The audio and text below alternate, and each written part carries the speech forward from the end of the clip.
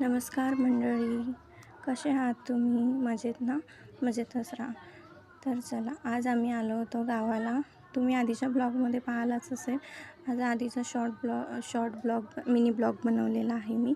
त्यामध्ये आम्ही त्यांनी ट्रॅव्हलिंगचा व्हिडिओ बनवला आहे. तो नसेल पाहिला तर नक्की जाऊन बघा. तर आम्ही आलो होतो बैलपोळ्यासाठी गावी. तर खानशेकणीचा कार्यक्रम चालू होता. आधी तर मी बैलाची वगैरे पूजा करून घेतली.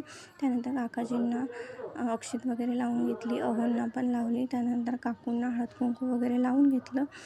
तर अशा प्रकारे आमचा हा सण साजरा केलेला आहे बैलपोळ्याचा.